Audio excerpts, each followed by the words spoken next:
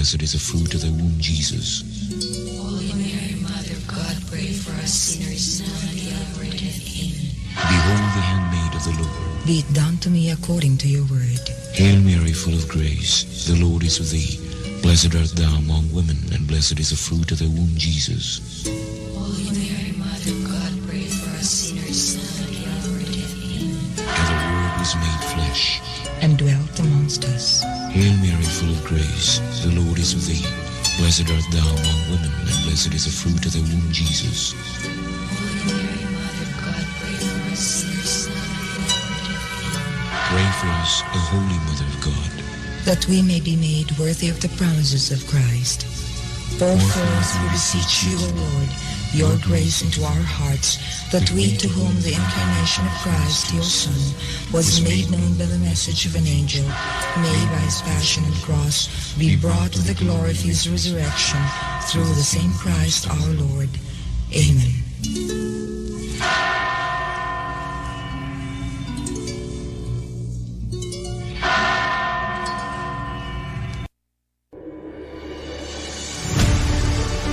Kini ang simbianan sa RPN, Radio Philippines Network, DXKS.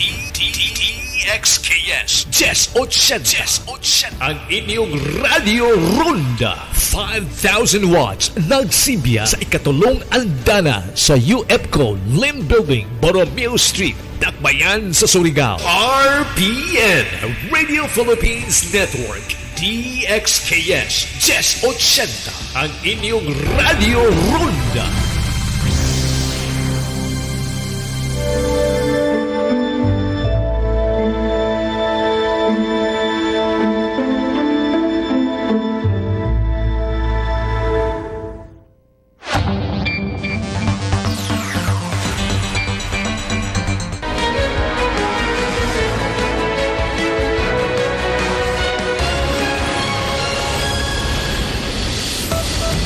This is Newsnight, where we go above and beyond the headlines. I'm Pia Ontiveros. Tonight on the program, will the administration's drug war review cover former President Rodrigo Duterte? For Justice Secretary Boying Remulla, there will be no sacred cows in their investigation. Malacanang says a state funeral has been set for former President Fidel Ramos. Find out how FDR's hometown in Pangasinan prepares to honor the late chief executive. And all set for Korean group Super Junior's concert here in Manila this weekend, but one member will have to skip the event.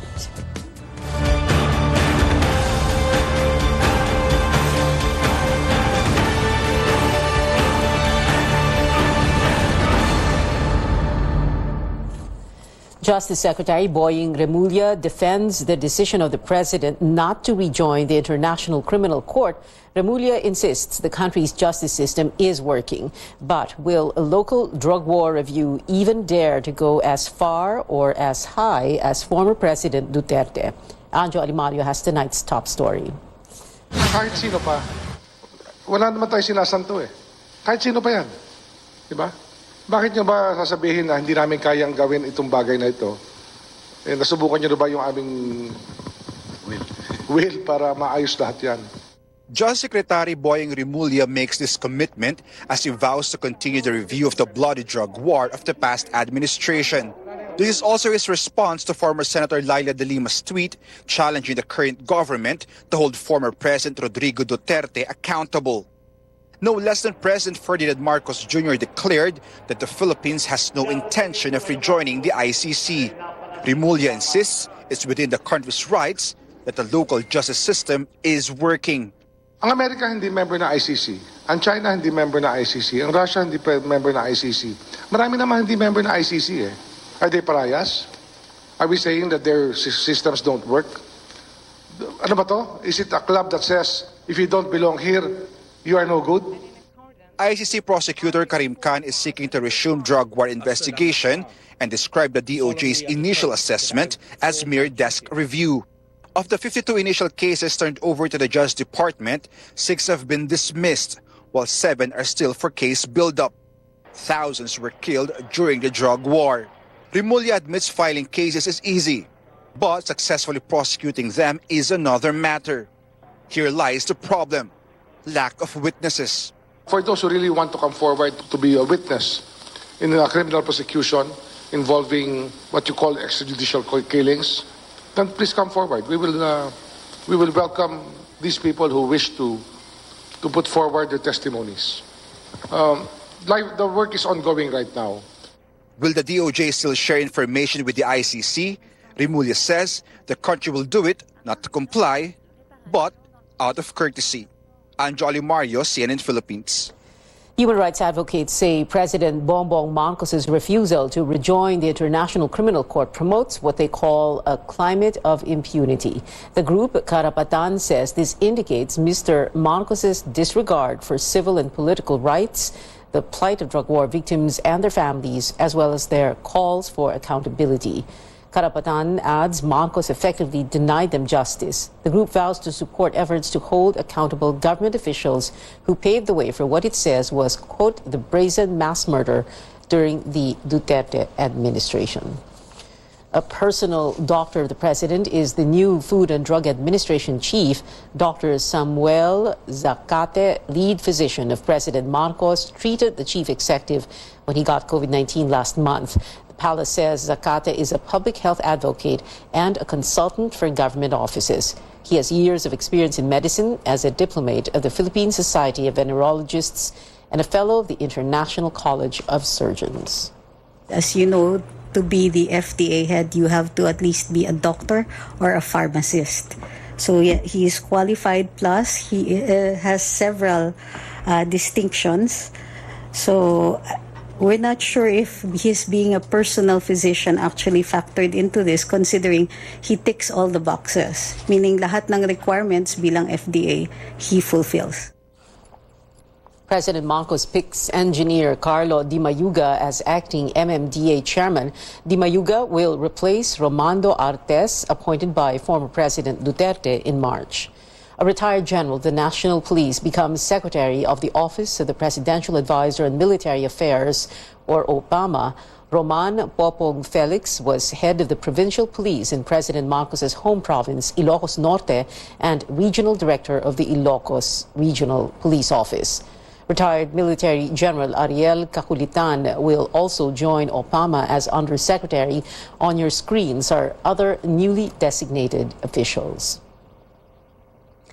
The Office of the Vice President adds buses for the Libreng Sakay scheme in Metro Manila and other key cities. The OVP says an initial fleet of 5 buses will be used to provide free rides to the public, 2 in Metro Manila and 1 each in Davao, Bacolod, and Cebu.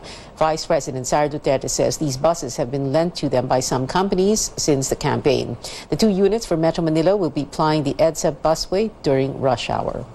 I am hoping that this is just a start of many fruitful collaborations with the private sector that are willing to spare their resources to provide much needed relief to the public, especially now that the country continues to reel and recover from the impact of the COVID-19 pandemic and grappling from the effects of the economic crisis. Sa muli, Duterte spokesperson Reynold Munsayak says the OVP will pay for fuel and maintenance of the units, while the bus companies will pay for the salaries of the drivers and conductors. Should other bus companies participate in the program, Munsayak says they eye to deploy more units along Commonwealth Avenue in Quezon City. A recent survey shows almost half, or 48% of Filipino families felt poor in the last months of the Duterte administration. The social weather stations estimated the self-rate poor Filipino families at around 12.2 million from 10.9 million in April. Of this number, respondents from the Visayas rose the highest, followed by Metro Manila, Mindanao, and Balance, Luzon. Meanwhile, around 31% of respondents say they are borderline poor and 21% consider themselves not poor. The survey was conducted from June 26 to 29 among 1,500 respondents nationwide.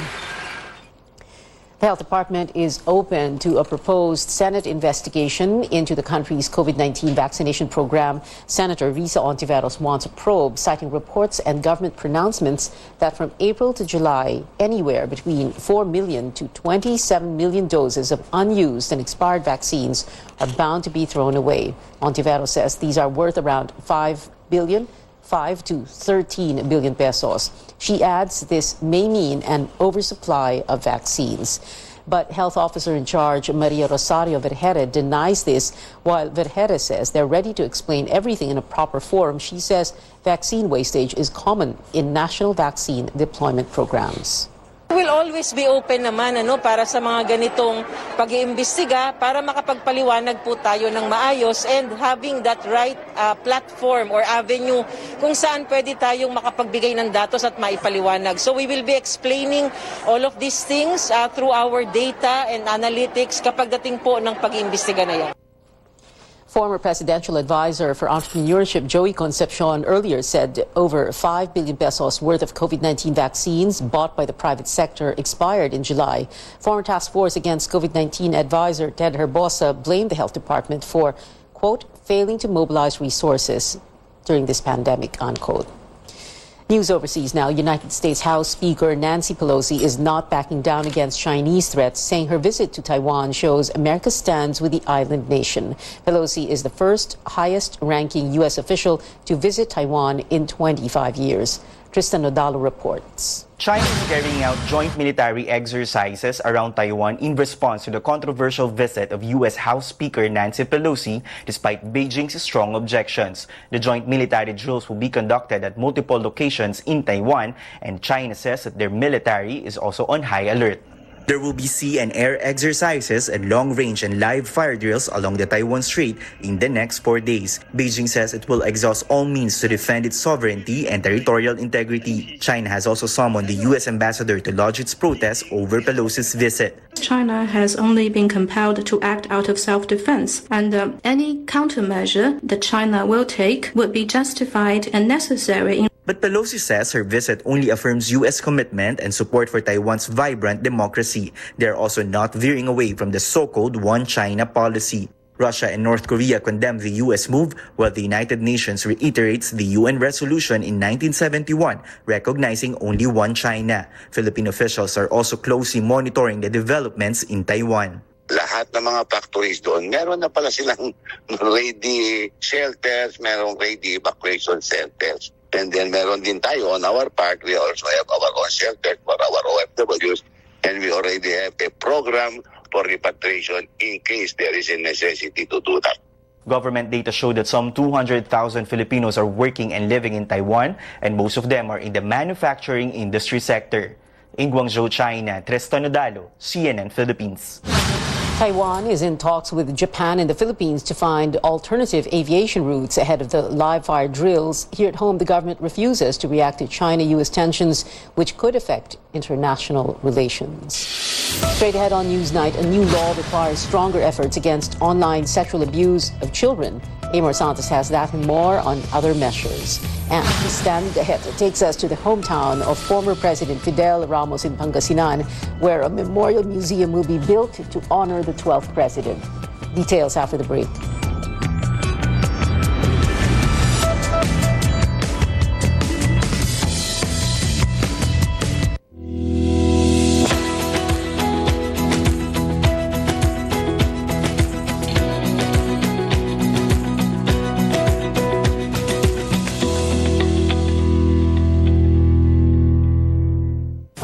MX3, dito ako bilib!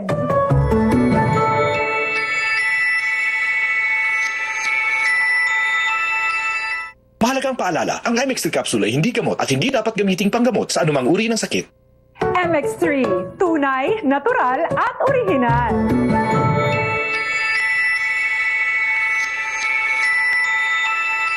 Mahalagang paalala, ang MX3 capsule ay hindi gamot at hindi dapat gamiting panggamot sa anumang uri ng sakit.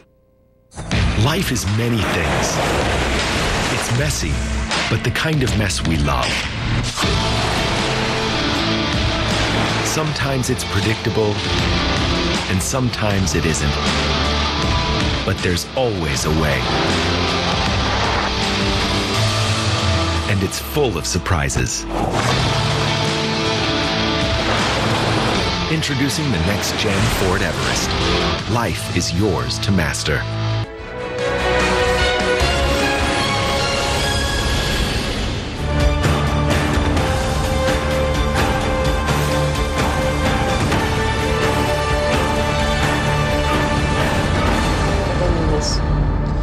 Welcome back to CNN Philippines. Dozens of bills passed by the 18th Congress have lapsed into law under the Marcos administration. Amor Santos tells us about one of the measures providing stronger protection against online sexual abuse of children. These social media pages prey on children.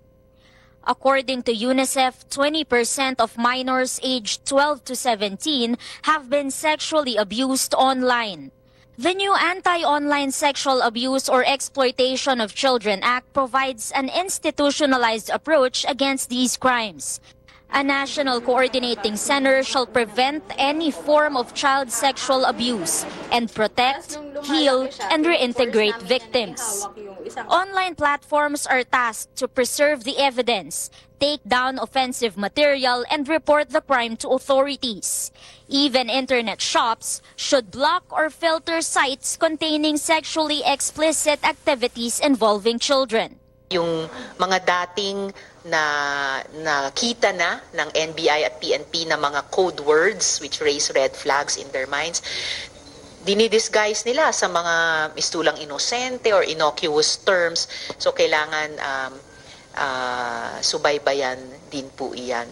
Senator Risa Ontiveros also expressed grave concern over cases where the minors themselves spread their photos or videos in exchange for money. She says the law is a step in the right direction, but much more needs to be done.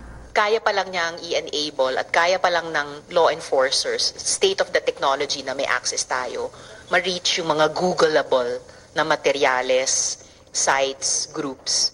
Hindi pa tagos ito sa tinatawag na dark web, end-to-end encryption, private messaging. The anti-OSAIC bill is among dozens of measures passed by the previous Congress that President Bongbong Marcos let lapse into law. Others include the doubling of social pension of indigent senior citizens from 500 to 1,000 pesos per month. Another law makes permanent the validity of birth, marriage, and death certificates, while another measure requires large enterprises to recover and process the plastic packaging wastes used on their products so they won't end up in landfills. The large companies are very prepared for this kasi this is a practice abroad. And when you say large companies, they are mostly multinational. So they have been doing this in other countries. So it's easy for them to do it here. Lawmakers are now looking forward to convene the Legislative Executive Development Advisory Council in the next 2 weeks to discuss priority measures of both branches of government. Amor Santos, CNN Philippines. A teachers group urges lawmakers to override President Marcos's veto on a bill seeking to grant tax exemptions for the honoraria of poll workers. Members of the Alliance of Concerned Teachers staged a protest outside the Batasang Pambansa in Quezon City Wednesday. The group wants lawmakers to vote in favor of the bill, which overwhelmingly passed both houses of Congress. A vetoed bill becomes a law if 2/3 of the Senate and House vote separately to override it. Para sa amin, nakaka-frustrate po ito dahil parang hindi binibigyan ng pagpapahalaga yung sakripisyo ng mga teachers. Naniniwala po kami na maninindigan yung ating mga mambabatas para sa ating mga guro at election poll workers.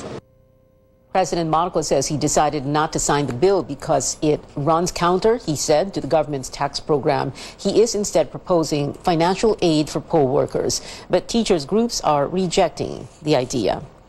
Academic groups urging the administration to push for the use of Filipino as primary language for teaching in schools. The Tanggol Wika Alliance says Filipino students perform poorly in international assessments because major subjects in basic education are taught in English. The group wants a law to require at least 9 units of Filipino and 3 units of Panitikan or Philippine literature in the higher education curriculum. Tama na yung polisiya na English lang ang pinapahalagahan. Mas pahalagahan natin ang wikang sarili. Kasi nasubukan na natin from 1906 na English lang ang pinapahalagahan sa tayo napunta. Nandyan tayo sa isang sitwasyon na ine-export pa rin natin ang ating mga kababayan para lang makakuha ng dolyar ang gobyerno. In his Buwan ng Wika message released yesterday, President Marcos said speaking in a foreign language is not the only basis for intelligence, but in his first State of the Nation address, Mr. Marcos said he wants Filipinos to maintain their advantage in English because it is favored by foreign employers. It's that time of the year again where teachers, parents and students participate in the National Schools Maintenance Week or Brigada Eskwela to prepare for the opening of classes. Chrissy Di Matula checked how a school in Metro Manila kicked off the initiative with classrooms expected to fully reopen soon after more than 2 years of the pandemic. Catherine De Leon is a parent of a second-grade student in San Antonio Elementary School in Quezon City. A couple of weeks before school starts, De Leon and the other parents brought along their cleaning materials to help prepare for the return of students. Sa panahon ngayon, nag-uuso po ngayon yung dengue, kaya mas maganda po na malinis po yung bawat room po ng mga estudyante para iwas po sa sakit. According to one of the guardians, being hands-on with the preparations ensures that it's safe for students to return to school. Para po safe yung mga bata, lalo na kasi maliliit pa sila Grade 2 pa lang yung dito na papasok. On Wednesday, Brigada Eskwela, a yearly activity before the resumption of classes, was launched in San Antonio Elementary School, which was participated in by around 500 parents and students. The campaign for the school's Brigada is a toxic-free and waste-free school year, as it aims to ban harmful chemicals such as lead and mercury in the campus. Lead is usually found in paint products, while mercury is used in thermometers. Ang ganitong chemical ay neurotoxin. Ang pangunahing inaatake nito ay ang utak. Nakakapagpahina ito ng utak ng mga bata. Kung sila ay may expose sa ganitong klaseng lason, ano na lang yung kahihinatnan ng kinabukasan ng mga bata. According to the school officials, they have noticed an increase in the number of enrollees with the implementation of face-to-face learning. Yung mga dating tumigil sa pag-aaral dahil sa pandemic, ngayon bumabalik na sila. Then yung ating mga transferee from other schools, from private schools, dumadami na rin po.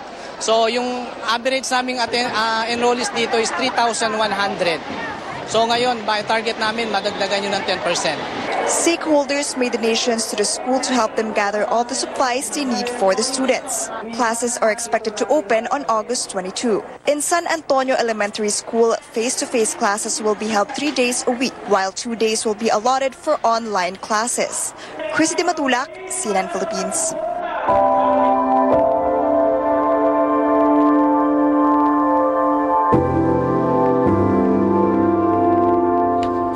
A state funeral for former President Fidel Ramos has been scheduled for August 9th. That confirmation coming from Press Secretary Trixie Cruz Angeles. Citing security reasons, Cruz Angeles says there is still no word on whether President Marcos will attend the wake. The last state funeral for a president was in 1997 for Diosdado Macapagal. Ramos's hometown in the province of Pangasinan planning to build a memorial museum in his honor. Stanley Gaheta takes us to the municipality of Asingan. In this small space inside the Leticia Shahani Library, named after the late former senator and sister of former President Fidel V. Ramos, Asingan residents take good care of the Ramos archives, which were contributed by the Ramos family years ago. Meron tayo dito more written books of Fidel Ramos, then mga CDs and videos donated by the Ramos family. Laman ng mga CDs about EDSA, the people power, then presidency, napaka-rare yung historical materials na ito. Books have personalized signatures in red ink from the late president, which was his habit, symbolizing his dedication to educate Filipinos on the lessons of history. But to be able to pass on the FVR legacies to future generations, a bigger space is needed. It's a good time din na magkaroon tayo ng rich collection about Asingan and Asinganyans. Young Asinganyans believe this modest space has immeasurable historical lessons to teach Filipinos. Because of him, President Ramos, the people of Asinganyan were recognized and empowered po. As someone na hindi siya naabutan, I think he is a great inspiration for us students. Here at the Asingan Tourism and Recreational Center, the local government plans to build a 10-meter by 30-meter memorial museum to honor the town's outstanding son Fidel V. Ramos. The museum will feature his many contributions to the country. Nakita ko rin naman yung pagkakataon na magkaroon ka ng isang presidente sa bayan mo na nai-produce. Kaya sabi ko, isang karangalan. Because of him, talagang kilalang-kilala ang Asingan. Lalong-lalo nung kanyang kapanahunan na bilang presidente. FVR visited the municipality of Asingan in 2016, where he voted for the last time during that year's national elections. It's high time for us to pay back his good service sa pagtatayo ng memorabilia niya, yung museum po. Baka yan yung magbubukas ng pagkakataon sa aming bayan na magkaroon kami ng turismo. So with President Fidel D. Ramos. The municipal town will provide a budget of 15 million pesos for the construction of the museum and will also tap the Department of Tourism for additional support, hoping to keep the memory of FVR alive in the hearts of Asinganyans and all freedom-loving Filipinos. Stanley Gaete, CNN Philippines. Tonight on Politics as Usual, we'll take a closer look at the late former president's life and legacy from a warrior to a nation's leader. His Interior Secretary, Rafi Alunan, veteran journalist, former Defense Press Corps reporter Manny Mogato, Navy Captain Leo Dimok of the AFP's J3, who will talk about funeral honors and services for a former Commander-in-Chief, and retired Colonel Dencio Acop, a longtime aide-de-camp of Ramos. Catch these interviews later at 8, only here on CNN Philippines. Coming up on Newsnight, updates on the PBA Philippine Cup semifinals and how Magnolia fared against defending champ TNT. And sad news for Pinoy Super Junior fans. One of the members has no choice but to sit out the group's Philippine concert. Details when we return.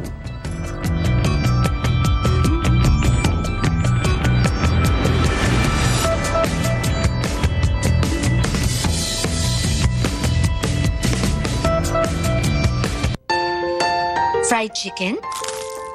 Timplang happy! With easy-to-cook Magnolia Chicken Timplados. Iba't ibang sarap ng chicken, kaya. Anong Magnolia Chicken Timplados mo? Iba't ibang easy chicken sarap.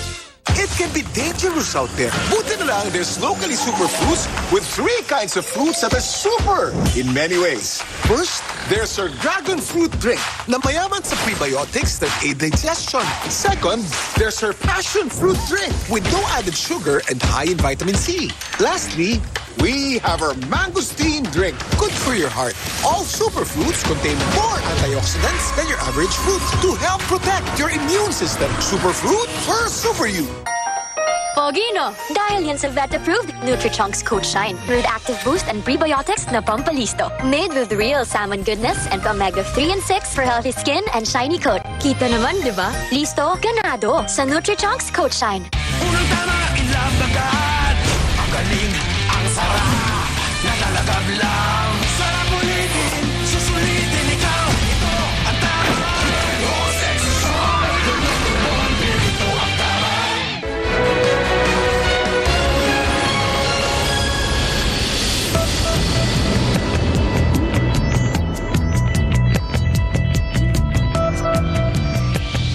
You're watching Newsnight. This year's PBA Philippine Cup champs are seeing action in South Korea soon for Season 1 of the East Asia Super League Tournament. On October 12, 7 p.m., the Pinoy squad will face Korean Basketball League team Anyang KGC, which recently recruited NCAA rookie MVP Renz Abando. The Philippine Cup runner-up also has a match on opening day, hosting the Bay Area Dragons here in Manila. Game tips off at 8 p.m. But which teams will represent the Philippines? The Philippine Cup semis began today with a win from reigning champions TNT Tropang Giga at the Araneta Coliseum in Quezon City.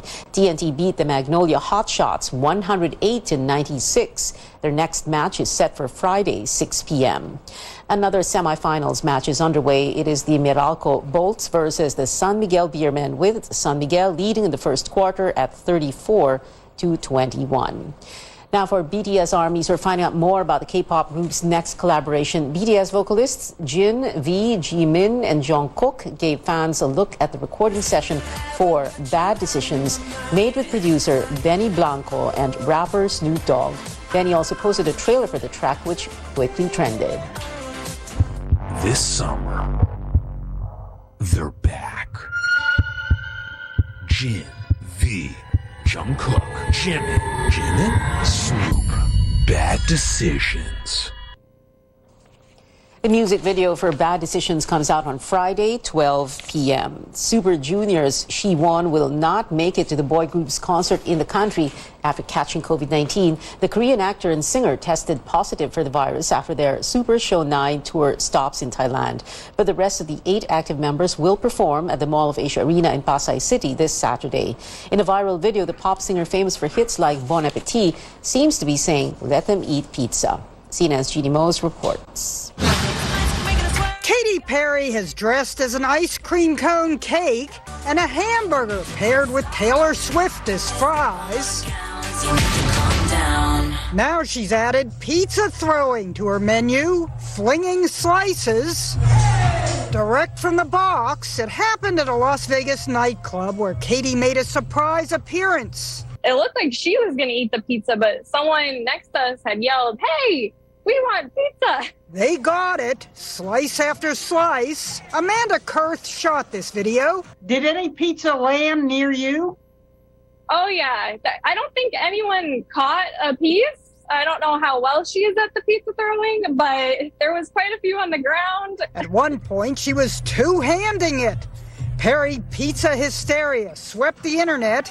Katy Perry, throw a pizza at me. Someone with tickets to an upcoming concert threatened, if she doesn't throw pizza at us, I'm asking for a refund. There was a couple guys trying to catch it in their mouth. I wasn't going to do that. Katy herself reposted another version of the video saying, a mother feeding her children. Someone was reminded of the time President Trump started tossing out paper towels after a hurricane hit Puerto Rico. The nightclub probably needed some paper towels. After Katy was done, in her role as the new advertising face of a food delivery service, Perry has sung about pizza. Margarita with extra cheese on it. But when it comes to heaving it, she may not be quite as good as the star of Breaking Bad. It's not easy to stick a pizza. But in a twist to the Dean Martin classic, When the moon hits your eye like a big pizza pie. When Katy Perry hits your eye with a big pizza pie, That's amore. Jeannie Mose, CNN, New York. And that is it for now. Join me again on News.ph at 7 p.m. and on Politics as usual at 8. I'm Pia Ontiveros for Newsnight, where we go above and beyond the headlines.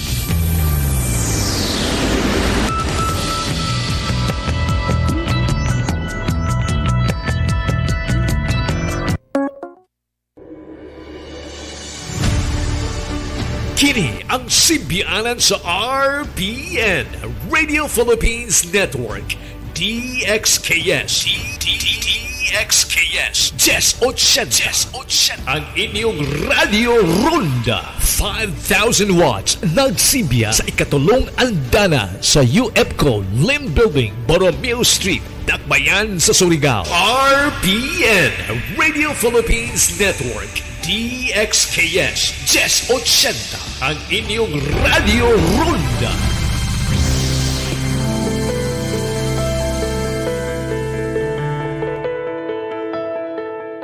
The path to recovery of people with disabilities and addiction can be daunting, especially when they face them alone. But thanks to rehabilitation services, we're helping them step by step go back to their healthier state. This month, we are celebrating the National Disability Prevention and Rehabilitation Week. And apart from physical therapy, we will discuss other methods for rehabilitation for both mental health as well as substance issues. I'm Dr. Freddy Gomez, and this is MedTalk Health Talk on CNN Philippines.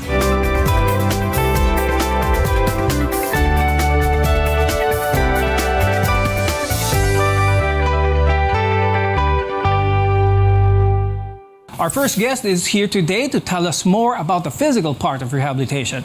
With us is Dr. Rodolfo Estrellado Jr. He's a rehabilitation medicine specialist from the Asian Hospital and Medical Center and the Philippine Academy of Rehabilitation Medicine. The World Health Organization defines rehabilitation as a way for the person to optimize their function, to regain back their function and their interaction with the environment. Let's talk about the main function of rehabilitation, whether it be maybe after an injury, after a sickness for that matter. What is the main goal why someone would go into physical rehabilitation? It's not just after a patient actually feels something, goes before that. It's also preventive in terms of treating these patients. But our main goal in essence is achieving maximum function, or in general to improve their quality of life. For those who are familiar with stroke, someone who has survived a stroke, more often than not will have some residual effects. Mahina yung ibang parte ng katawan nila. Let's talk about that with someone who has suffered a stroke. How effective is it in bringing back that quality of life, that ability to function every day? More commonly, people we see are people with yung tinatawag na hemiplegia, or one side of their body is weak. So our focus here is to get as much function back through maybe physical therapy, through occupational therapy. We try to help them move about more, try to return their hand function if we can, and even try to achieve as close to normal as they are able to get after the stroke. It's very important that you talk to your medical specialist to get the proper diagnosis so your treatment can be tailor-fit for you. Pag-usapan naman natin some things that our viewers might not typically think of, and that is work-related injuries. One of the most common ones, low back pain. Marami sa ating mga viewers, I'm sure hindi sila magpapatingin sa low back pain until hindi na nila kayang gawin ito. But how effective is physical therapy or whatnot in order for them to regain their functionality, their efficiency back at work? We've noticed, especially during the pandemic, is that a lot of people started having low back pain, maybe because work from home, no, lagi nakaupo. I think the most important thing to do first is to actually identify the cause of their back pain. And more commonly, what we see for patients who are experiencing low back pain, it's a mechanical cause, no, or muscle spasm because of their typical work environment. Lagi nakaupo, for example, lack of exercise. So treatment would range between giving medication, no, to ease the pain, relax the muscle, up to strengthening yung core muscles nila to prevent the back pain from recurring again. Is this the same as yung madalas na gawin, papamasahe ko lang yung low back pain ko, okay na to? Is what is done in rehabilitation therapy much different from just a simple masahe? That is a common misconception that physical therapy is all masahe lamang. No, yes, massage or masahe is part of the arsenal that our physical therapists have to treat and manage this back pain. But that is not all that is important when it comes to treating these patients. No, I personally greatly emphasize that exercise is much better in treating these low back pain patients than just plain masahe. Ang dami kasi talaga, parang masahe lang. Yeah, you're correct, no? Parang masahe lang, mawawala na to. But that will not prevent the back pain from recurring. Conditions. What is the goal in trying to regain that functionality again with the use of a prosthesis? The goal in terms of prosthetic fitting can be widely ranging, no? So it would also depend on how they got yung amputation. So majority of patients in the Philippines, I think, underwent amputation because of a diabetic foot. Because this patient is diabetic, they would have different concomitant diseases. Some would have problems with the heart, where some sensation.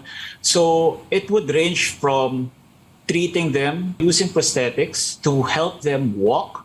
No, yun yung maximal range. Some patients can even join sporting events with the use of a prosthesis. And at the other end of the spectrum, some patients can use the prosthesis merely as a cosmetic, or only for cosmetic use. Thank you very much, Dr. Rodolfo Estrelado Jr. for being with us today and sharing your insights with our viewers. Next, we'll talk about rehabilitating your mental health. This is Med Talk Health Talk. We'll be right back.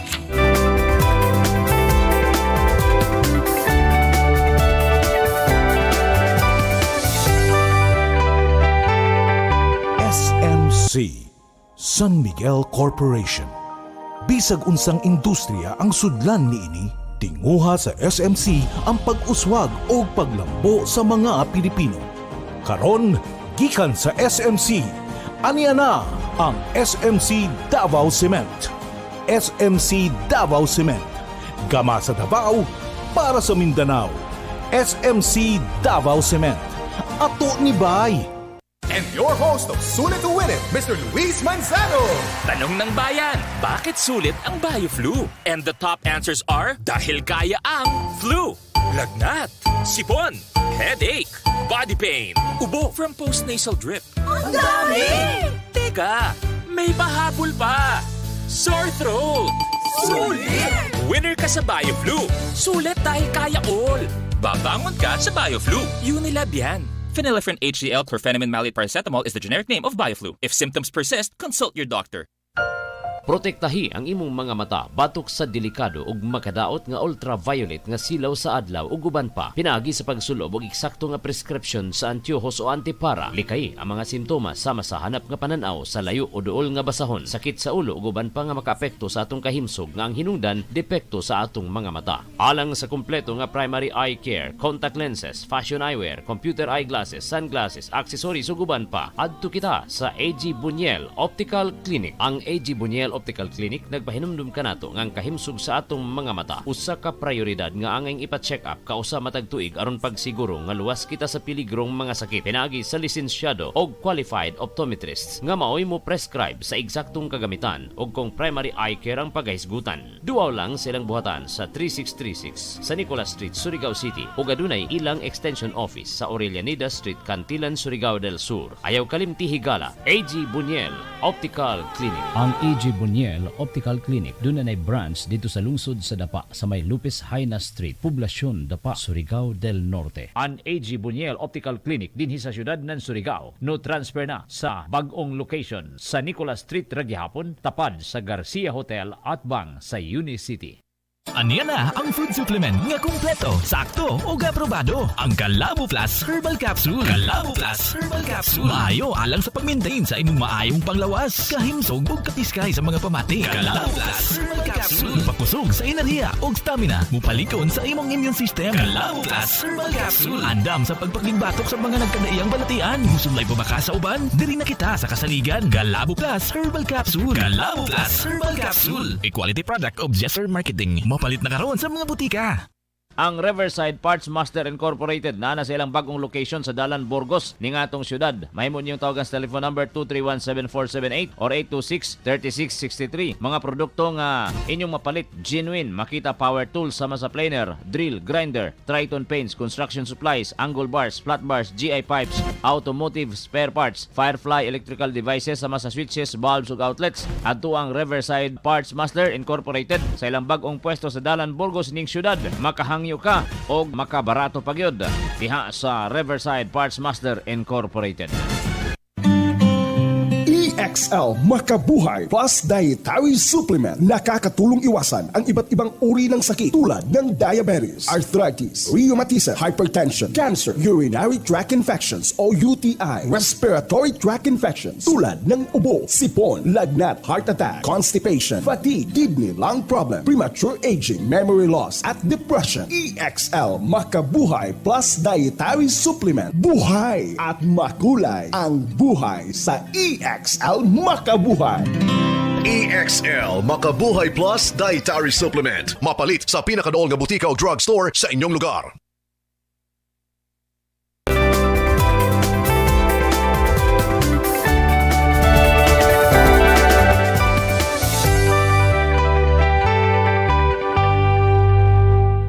I'm Dr. Freddy Gomez, and welcome back to Med Talk Health Talk, where caring is our calling. Now, earlier on the show, we discussed rehabilitation for the body. Now, let's discuss rehabilitation for our mental health. Our guests are here today to tell us more about that. We have Dr. Joan May Perez Rifarial. She's a psychiatrist from the Veterans Memorial and Medical Center, as well as a fellow of the Philippine Psychiatric Association. We're also joined by Dr. Joyce Ann Maglanis from the Medical City and a member of the Group for Addiction Psychiatrists here in the Philippines. Now, when we talk about mental health rehabilitation, sometimes this is not really that familiar with a lot of people, but let's talk about the importance now of mental health and its rehabilitation, especially with events such as post-traumatic stress, probably from abuse. Let's talk about that first. This involves helping individuals who are going through traumatic experiences or other mental health conditions. It's a holistic approach. It's a process of helping these patients bring back or go back to their optimum level of functionality, optimum health, well-being, and being able to reintegrate back into the society. And unfortunately, there's a stigma that is really prevalent here in the Philippines. Hindi pa ganun ka-open or ganun ka bukas ang mga tao to talk to a specialist pag merong problema sila when it comes to the way they think, the feelings that they have. What are some of the obvious red flags na kailangan ng kumausap ang isang tao ng mental health specialist, ng psychiatrist? One of the red flags is persistence of symptoms like having depressed mood, lack of self-care, inability to function well in the community, in the roles nila, no? Be it in the office, in the workplace, in their roles as parents, for example, or in their roles in the academe. So there is a persistence of symptoms. Usually we give it a time frame of 2 weeks. Na bagsak ang mood, the inability to function, to do the things or tasks that they need to do. Number 2, there is that functional decline already, functional impairment, decline in performance in their tasks, in their roles, in their required ability or the fulfillment of their roles in the workplace, in their roles in the society or community. And lastly, when they began to entertain negative forms of coping, unhealthy forms of coping, like entertaining negative thoughts about themselves, engaging in negative behaviors or unhealthy coping habits. These are the 3 red flags that we need to watch out for. Joan, you mentioned earlier a holistic approach when it comes to treating someone with this. An example we gave earlier was post-traumatic stress. When it comes to the holistic approach, anong pinag-uusapan natin dito? Biologically, we look at it from the perspective of maybe those at risk for developing symptoms of PTSD can have some genetic component to it. But we are not saying that for those naman who would have a family history of PTSD would develop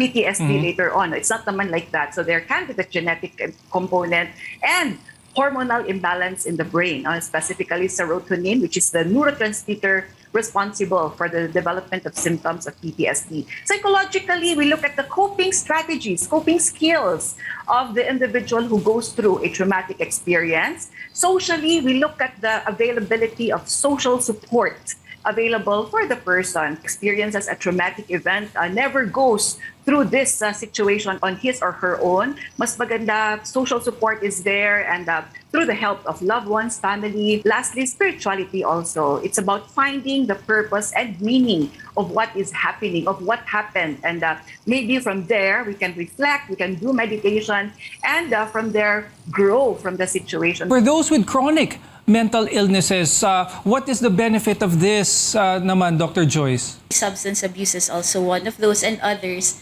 Rehabilitation offers a structure. The social aspect is very important because sometimes we can't control triggers. Usually when we put them in a safe environment, we ensure that there are no triggers there. And at the same time, we're working on the personal level, enhancing their coping mechanisms. Can you tell our viewers what's a good first step? Who should they call? Who should they approach? So that they can at least get the proper referral to a mental health specialist? In the workplaces, I think HR personnels are trained also to monitor and maybe know some of the warning signs and symptoms of a possible mental health concern. They can also go to or call hotlines. There are several helplines available, which are open 24 hours a day, 7 days a week, and they may call and ask help from psychologists and psychiatrists. What's important is that they remember that help is always available and we collaborate. We always work as a team together with the family or with the loved ones or the company where the person is working at. When we return, we'll talk about rehabilitation for people struggling with substance issues. This is Med Talk Health Talk. We'll be right back.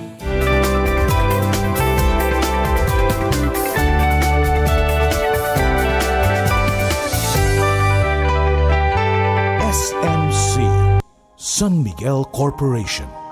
Bisag unsang industriya ang sudlan niini, Tinguha sa SMC ang pag-uswag o paglambo sa mga Pilipino. Karon, gikan sa SMC, aniya na ang SMC Davao Cement. SMC Davao Cement. Gama sa Davao, para sa Mindanao. SMC Davao Cement. Ato ni Bay. Maayong balita sa tanan sa atong panginahanglan sa panimalay, mga gamit, ingon man mga dekorasyon, pwede na natong mapalit diha sa Wellington Bazaar. Anausab sa Wellington Bazaar ang mga bestidahon, karsunison, plain t-shirt, plastic chair, floor mat, mantel, banig, folding bed, habol, mosketero, trapal, liderette, basketball, stuffed toys ug mga dulaan sa bata. Ang Wellington Bazaar ana magalagad kanato sa Dalan Kaimo ning Dakbayan sa Surigao. Wellington Bazaar, gikan sa mga kawani og tigdumala sa Wellington Bazaar. Mayong adlaw alang kaninyo. Wellington Bazaar, sukion ta sa kanunay. Uy, day! Naunsa man ka, day? Day, kanang lisod na mo kakita, day, uy. Sus, naunsa ba ka? Uy nga, katong niaging bulan, okay pa man ka? Naunsa day karon? Laot siguro ni si unit aning cellphone kanang si computer, day. Da, mo lagi na akong ingon ba? Huy, day, nakoy balita para sa imuha. Gamit og Lutein Plus, uy. Lutein Plus? Oh, tungod ang Lutein Plus, day, duna kini 13 ka ingredients. Hindi lang kini para sa mata, kundi sa imuhang tibuok lawas. Nga maka-assist pod sa imuhang anxiety ug depression. Ang Lutein Plus o sa ka-award-winning brand nga gikan pa sa New Zealand. The award-winning supplements from Clean Green New Zealand Omega Plus ang support sa heart and blood system. Ang Lutein Plus ay 13 ka mga ingredients lakip ng vitamins A and C. Dili lamang kung maradyaw sa itong pananaw, nagsuporta sa bini sa ato intero lawas ning panahon nga jari kita kuman sa COVID-19 pandemic. Kinahanglan magpabilin kitang himsog inom sa Lutein Plus, Omega Plus and Primrose Plus Soft Gel. Inintanan available sa New Family Drug, Palma Drug sa Aquarian Pharmacy. Pagdalaga o gulitaw na gani, kinahanglan limpyo og hamis kanunay ang kutis. Gamit og Karisma Kojic Soap. Karisma Kojic Soap. Pampahamis, pampaputi, ug pampabata sa panit. Karisma Kojic Soap. Karisma Kojic Soap. Mao kini ang tubag alang sa mga teenager nga gusto makaangkon og nindot nga kutis. Karisma Kojic Soap. Karisma Kojic Soap. Karisma Kojic Soap. Karisma Kojic Soap. Ang sikreto sa mga gwapa o gwapo. Karisma Kojic Soap. Mapalit sa inyong mga suking butika. Mga Surigaonon, ana-anay maayong lugar na adtuan ang Interior Hub Home Furnishing Shop nga nahimutang sa Dalan Borromeo ning Dakbayan sa Surigao. Anaa kanila ang barato na mga gamit para sa pagpagwapa sa inyong banyo, kusina o tibuok balay. Nagtanyag sila sa mga packages, sa faucet, wash basin ug toilet bowl with complete fittings na swak sa inyong budget. Sa Interior Hub Home Furnishing Shop, daghan kay kapilian, mga bag-ong mga designs ug dekalidad ang mga produkto. Interior Hub Home Furnishing Shop, Borromeo Street, Surigao City. Owned and managed by Earl Brian Palma. Contact number 0945-30-60648. EXL Makabuhay Plus Health and Wellness for God's Glory. Nakay pasyente ma'am no mo isuon o sa gibati ato ma'am. Ang gibati ato niya do ikalihok yung mga lawas, ang ulo lang makalihok ang kamot dili wala na di nakadaw yung lawas bugab na nakaayo mandi maasa yang tiil. Makabuhay plus lang jud tuloy ang sa Ginoo. Samtod nakalakaw na di siya do. Primero ina niya pero hinga na di ang pamati mga lihok na pagkatudis makakaon na siya makagulit na sa kusara. Makabuhay plus lang jud kaloy ang sa Ginoo jud tingin pa ayan na namo nakakita ni ani sa mumbalay na nagmotor na jud. Sige pangalan nimo ma'am? Charmin po, Dagaturin. Makabuhay! EXL Makabuhay Plus Dietary Supplement. Mapalit sa pinakadool nga butika o drugstore sa inyong lugar.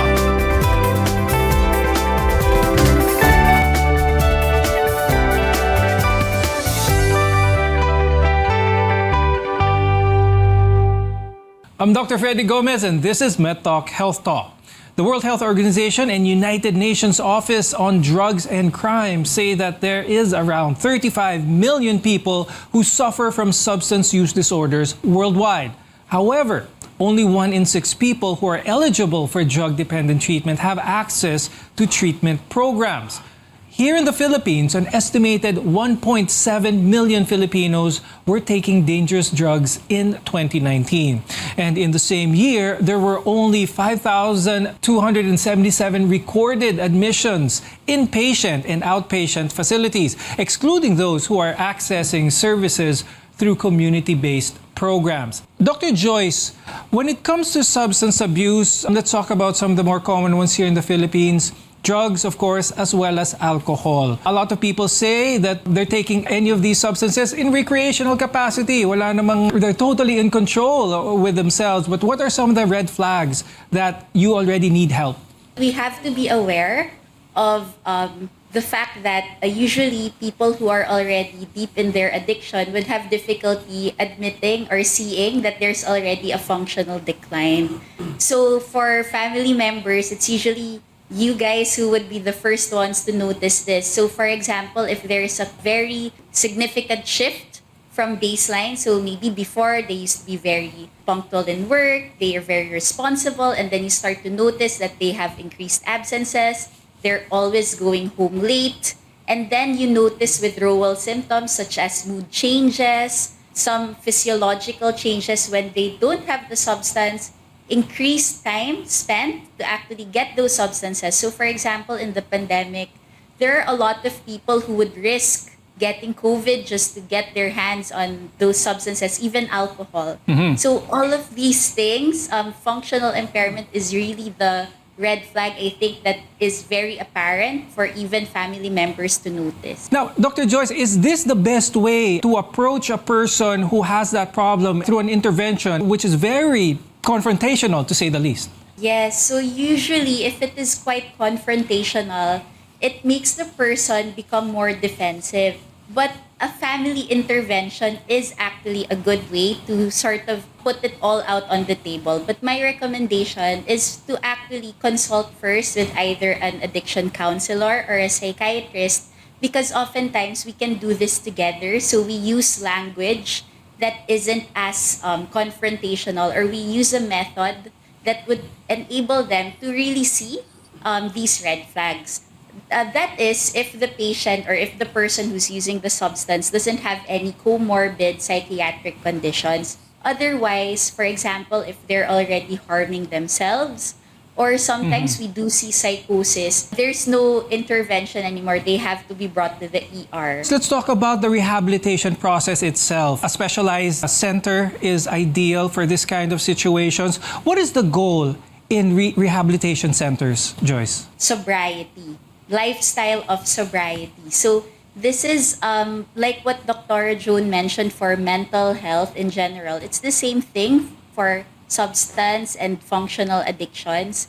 Biological, so you address any biological effect of the substance. Psychological, what triggers the individual or what perpetuates their use. And social, what social factors actually promote the use of the substance. And then the last goal of rehabilitation is actually reintegration. So we reintegrate them back to society, back to their community. Otherwise, if we're unable to do that step, they may be at risk again for maybe developing another mental health problem and then using the substances again. Someone who has gone through the rehabilitation program, the rehabilitation center, are they completely cured? If not, what are some of the reasons why someone would go into relapse? Sometimes, because of social cues from the environment, like the presence of people who may be also engaging in those types of substances, cues from the family,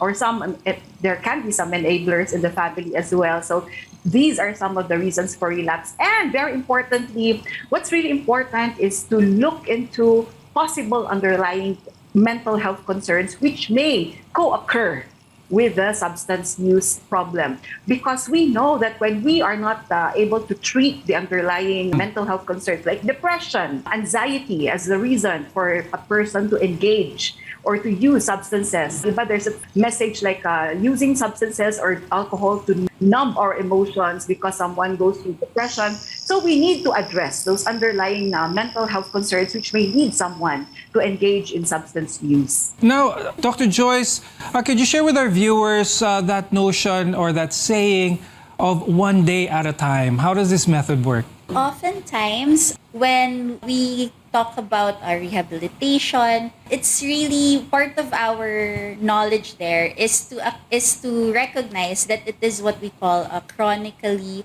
relapsing disorder. So sometimes when we focus so much on thinking that, oh, I won't get tempted anymore, or oh, everything is okay, I'm already cured about it, the temptations would come because you're not as mindful or as aware or present of your environment. So that's actually the concept of staying present, staying attuned with your environment each day.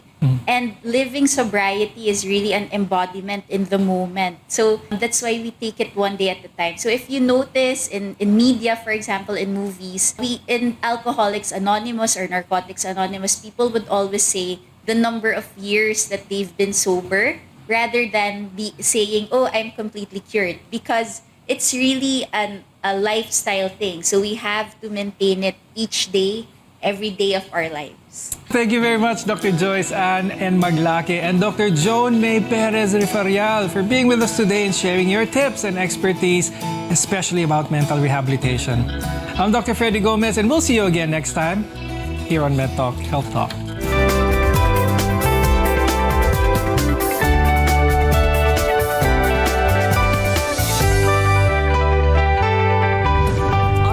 Regional AM radio stations nationwide welcomes CNN Philippines, a first on radio, to bring you the latest